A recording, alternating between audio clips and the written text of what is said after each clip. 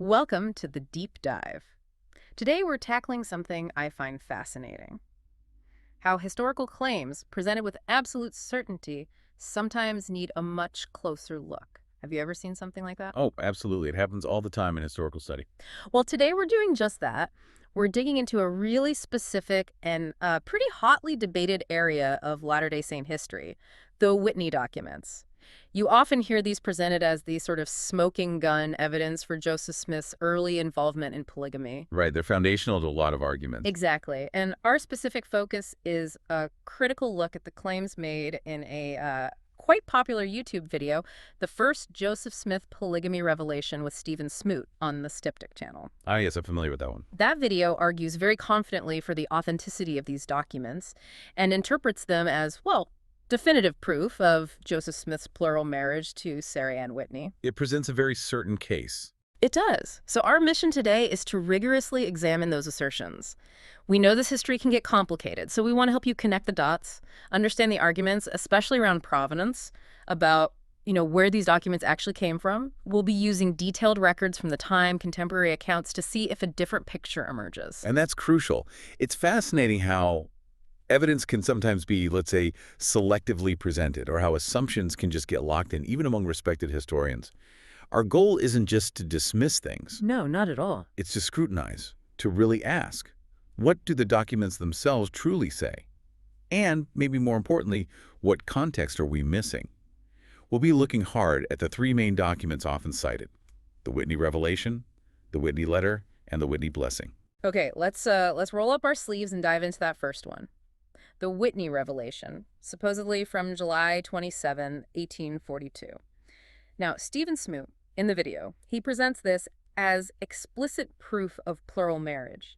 He calls it, and I'm quoting here, one of the few contemporary accounts or documents from Joseph Smith that gives us a glimpse into both the theology of plural marriage and also the practice. That's a pretty strong claim for its significance. It is. He really emphasizes its provenance, saying, quote, "The provenance of the document is that it was in the possession of the Whitney family. We have handwritten manuscript copies from the 19th century, and we have a typescript copy made by Orson F. Whitney, deposited in the church historian's office in 1912. He argues this points to authenticity because, it wasn't immediately publicized like a forgery might be. So what did your deep dive find about its origins? Well, right away, that provenance Smoot emphasizes is actually the first major red flag. Okay. It reveals some pretty significant problems almost immediately. Oh, really? How so? The earliest known version of this revelation. It's not from 1842, not even close. It's a typewritten copy from 1912 made by Orson F. Whitney. That's 70 years after the supposed event. 70 years. Wow. Okay. Yeah. And even Orson F. Whitney himself, the person who provided it, only believed it may have come from his grandfather, Newell K. Whitney. That's hardly, a direct, unbroken chain of custody, which is absolutely vital for authenticating any historical document like this. So no concrete link back to the source. Precisely. And crucially, the original Revelation document, it's apparently no longer extant. It's missing. This core piece of evidence just isn't there. And those other handwritten manuscript copies, Smoot mentions, well, they're in unidentified handwriting, and their provenance is officially unknown. It's basically just guesswork about family transmission, which, again, isn't proof. Okay, so no original document. The earliest copy is typed 70 years later with an unconfirmed origin story. That sounds, well, pretty shaky already. It is shaky, absolutely. And it gets even more complicated when you compare it to first-hand accounts. Take Elizabeth Ann Whitney. She was Sarah Ann's mother, a key figure here. Right. She gave an autobiography dictated between 1875 and 1879. Now, this account makes zero mention of this supposed 1842 Whitney revelation. Nothing. She doesn't mention a revelation given to her husband about her daughter. Not only does she not mention it, her account directly contradicts the revelation's timeline. Elizabeth clearly states that she and her husband Newell learned about polygamy and agreed to Sarah Ann's marriage after the July 12, 1843 revelation, what we now know as D&C 132, was written down. Wait, that's a full year after this Whitney revelation was supposedly given. A full year later. Now, Smoot suggests Elizabeth might have gotten the order wrong, but I mean, come on. Failing to mention a direct revelation from God to your husband about your own daughter's sealing, that's not just getting a date slightly wrong, that's a huge gaping omission. It strongly implies she never knew about or perhaps never saw such a document in 1842. That's a massive contradiction from someone right at the center of the story. It really highlights, doesn't it, how crucial that unbroken provenance is. Without it, these big claims can just unravel. It really can. And then there's the document itself, the internal consistency. The style just doesn't quite match Joseph Smith's other known revelations. So, His genuine revelations usually address people directly, familiarly, like, my servant Newell. This document, though, uses these formal initials, my servant N.K. Whitney, or your daughter S.A. Whitney.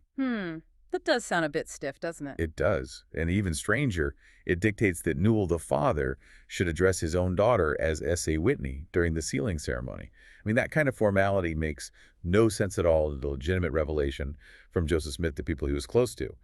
It really points towards a potential faked revelation from someone not careful enough about the tone and wordings of Joseph's genuine revelations. Interesting stylistic point. And then there's Orson F. Whitney himself, the source of that 1912 typescript. His reliability is worth questioning here. Why is that? Well, first, he was born 13 years after these events and 1,300 miles away. He had no first-hand knowledge. But more significantly, later on, he actually reworked his grandmother Elizabeth's autobiography. He changed it to make it fit better with this revelation he claimed to have found, instead of just letting her account stand as she gave it. He altered her account. Yes. And that willingness to alter his grandmother's version of the events she was alive to experience, well, it definitely makes you question his credibility as an impartial transmitter of historical documents. And the timing, again, is just critical. This revelation wasn't mentioned publicly until 1885 in Orson F. Whitney's biography of his grandfather. And when was that relative to the key players? That was 3 years after Elizabeth Ann Whitney had died. Joseph Smith, Sarah Ann, Newell Kay, and Elizabeth Ann, every single one of the main people involved were all dead before this revelation ever saw the light of day publicly. Wow, that's a really significant detail. It feels like we're pulling at a thread here, and the whole story woven around this document is starting to come apart. It does raise serious questions. Yeah. When a document presented as so foundational has this many issues, origin, internal consistency, the transmitter's reliability, what does that say about its power to, seal the deal on anything? Not much. It suggests we need much stronger evidence. Okay, so with the revelation looking pretty dubious, let's pivot to the next key piece. Yeah. The August 18th, 1842 letter. This is often called Joseph's love letter, or maybe the real smoking gun, proving his secret polygamy with Sarah Ann. Right. This one gets a lot of attention. Stephen Smoot quotes it directly, notes it's a Joseph Smith holograph, so in Joseph's own handwriting, and says it's directed to beloved brother N. Whitney, sister Whitney, etc., Sarah Ann Whitney. Okay, focusing on that, etc. again. Exactly. And Smoot interprets this by saying, quote, the most sensible explanation for what this is referring to is that, yes, he's referring to the fact that 3 weeks ago he was sealed to their daughter. And concerning Emma, Joseph's first wife, Smoot adds, quote, he doesn't want them to come when Emma is around because he's trying to keep it secret that he has been sealed with Sarah Whitney. So what did you find when you dug into this letter? Well, the very first issue is that address Smoot highlights, etc., Sarah Ann Whitney. That etc. is precisely where the common interpretation goes off track. How so? It seems pretty specific in his quote. Because the letter itself is not actually addressed directly to Sarah Ann Whitney. The salutation reads, my dear and beloved brother and sister Whitney, etc., full stop. Smoot, and frankly many historians who promote this view, they assume that etc. must refer to Sarah Ann. So it's an assumption, not explicitly written. Correct. That assumption is the entire basis for reading it as a romantic letter to a secret plural wife. Without that assumption, the interpretation collapses. Okay, so if it's an assumption, where does the idea that etc. means Sarah Ann even come from? Ah, good question. The only piece of evidence cited to connect etc. to Sarah Ann is an 1869 affidavit. Now, this affidavit was entirely created by Joseph F. Smith. It's all in his handwriting during a time when the church leadership in Utah was actively gathering testimonies to support and defend plural marriage against federal pressure. So created much later and with a specific purpose in mind. Exactly. And critically, this affidavit falsely identifies Sarah Ann. It calls her Sarah Ann Smith Kimball, a name she never used in her life. She was legally Sarah Ann Kingsbury after her first husband died, and then later went by Sarah Ann Whitney, or Sarah Ann Kimball, after marrying Heber C. Kimball. Joseph F. Smith himself even referred to her correctly as Sarah Ann Kimball on another affidavit just months earlier in 1869. This made-up name, Sarah Ann Smith Kimball, looks like a pretty deceptive tactic to retroactively imply a marriage connection to Joseph Smith that wasn't legally recognized. That seems problematic for the affidavit's credibility. It is. As historian Michelle Stone points out, these 1869 affidavits are often far more useful to tell us what was happening in Utah in 1869 than they are to tell us what was happening in Nauvoo in 1842. She argues Joseph F. Smith was creating a narrative for contemporary purposes.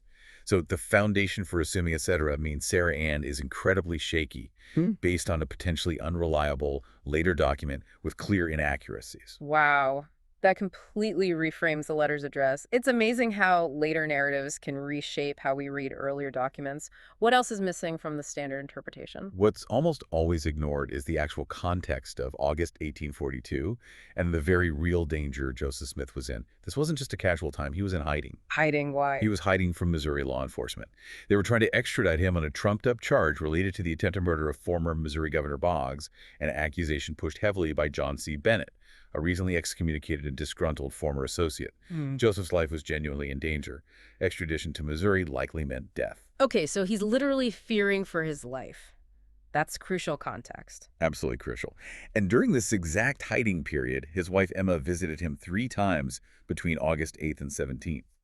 We have letters from Joseph to Emma written during this time where he expresses sincere thanks for the 2 interesting and consoling visits and immense gratitude of my heart for the warm and true-hearted friendship you have manifested.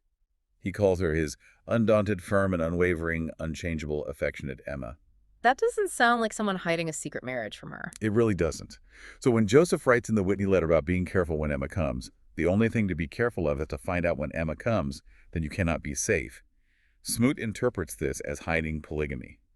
But given the context, it strongly suggests Joseph was protecting his hiding location. Emma's visits, if tracked, could lead his pursuers straight to him. So you cannot be safe refers to his physical safety if his location is discovered, not their relationship safety regarding polygamy. Precisely. His urgent instruction, burn this letter as soon as you read it. Keep all locked up in your breast. My life depends on it. Makes perfect sense in this light. He's talking about the secrecy of his location because his life was literally at stake, not about hiding a plural marriage. Smoot criticizes another historian, George D. Smith, claiming he very dishonestly tried to present this letter as Joseph Smith inviting Sarah to have like a tryst. But frankly, by assuming etc. as Sarah Ann and ignoring the life or death context of Joseph's hiding, Smoot himself is also misrepresenting the letter's likely meaning. It's incredible how context just flips the interpretation completely. A desperate plea for secrecy about his location becomes something else entirely when you strip that away. It really does. And one last point on the letter. Mm. The instruction to burn it. The fact that we have the letter directly contradicts that instruction. Good point. Why wasn't it burned? Well, it makes a lot more sense if the letter was never actually delivered to the Whitneys. Perhaps it was written, but then circumstances changed. Or maybe someone like William Clayton, Joseph's scribe, who actually dated the letter on the back, simply filed it away.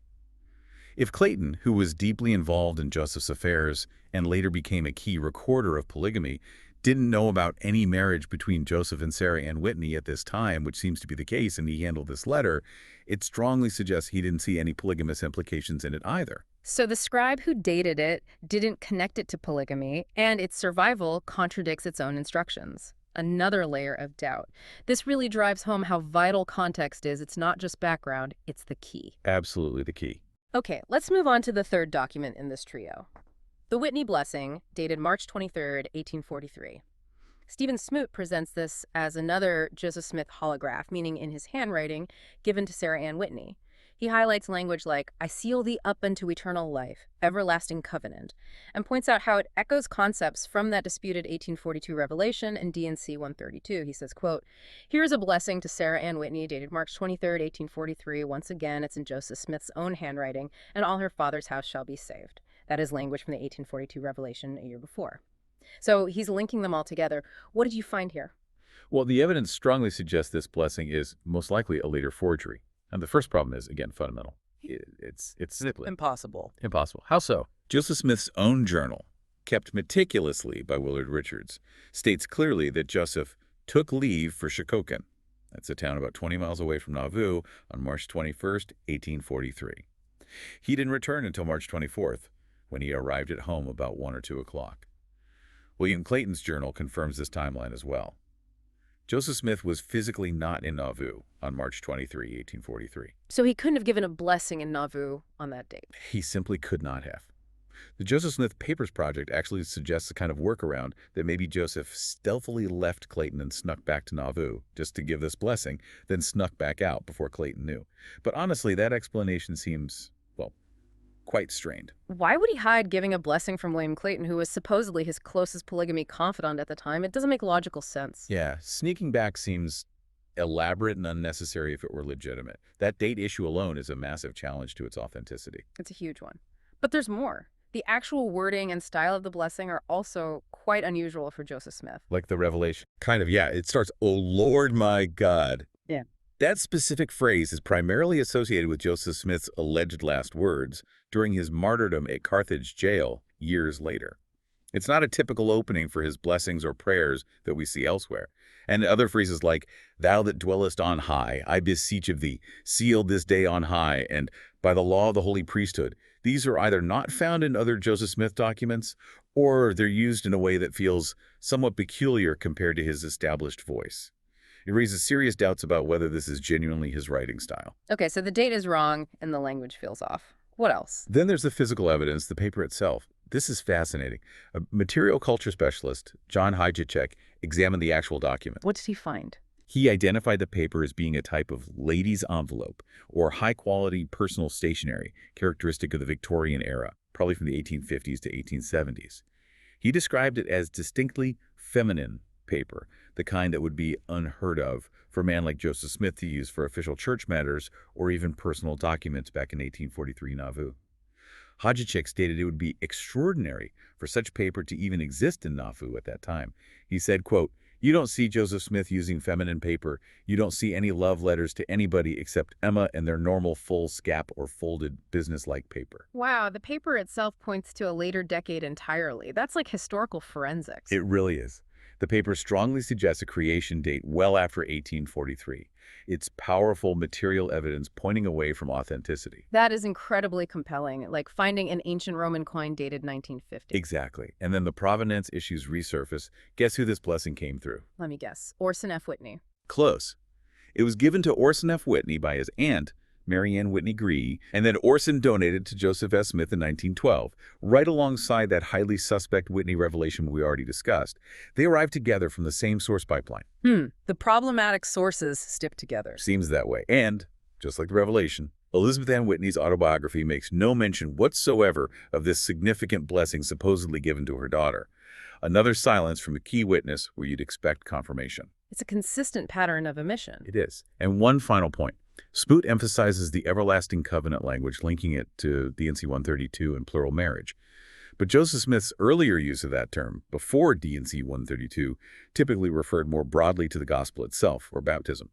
Equating new and everlasting covenant, specifically and exclusively with plural marriage, is largely based on interpretations solidified later, particularly around D&C 131 and 132 documents, which, as Michelle Stone also argues, have their own significant provenance issues. So applying that very specific later meaning back onto an 1843 document might be anachronistic. Using a later definition to interpret an earlier text. Got it. So the sheer number of inconsistencies here, Joseph's physical location, the language style, the paper itself, the questionable provenance, the silence of key witnesses, it makes it incredibly difficult to accept this blessing as authentic, doesn't it? It presents a very strong case against its authenticity, yes. Yet Stephen Smoot concludes, and I'll quote him again, "I think the easier explanation is it's from Joseph himself, and everything we see in here is convergent and consent with what Joseph Smith is teaching. The most parsimonious answer is that these are authentic." Parsimonious meaning, like, the simplest explanation. But you're suggesting the simpler explanation, given all this contradictory evidence, is actually forgery or later creation. Exactly.